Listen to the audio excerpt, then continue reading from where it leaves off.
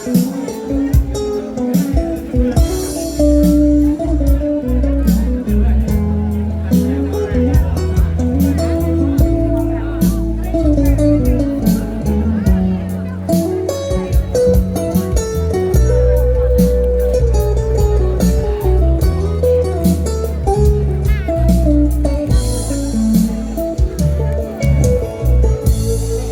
này thôn đang chân trên núi rồi con chân chế bi lệ nhớ dùng mi tô ngã tơ lời son huy như con ý mang bờ vui mang lần cho ý nhắm rỡ cho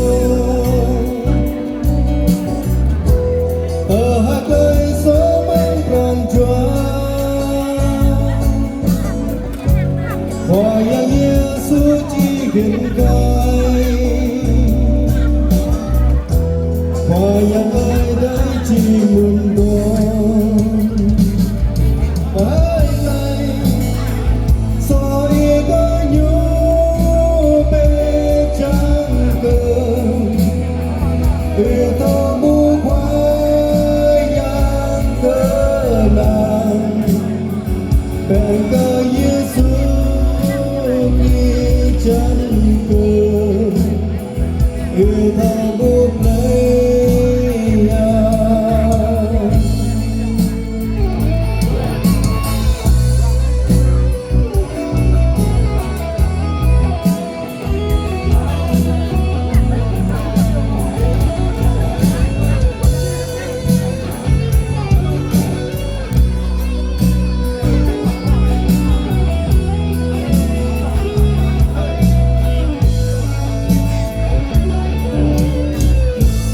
Lần là thôn đang chân trên núi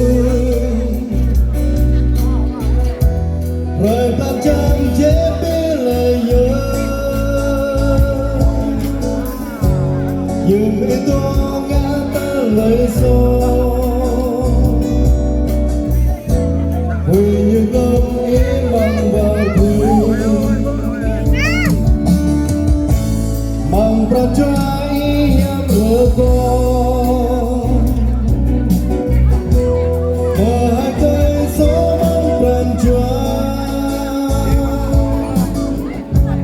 Hoa yang Yesus chicken gai,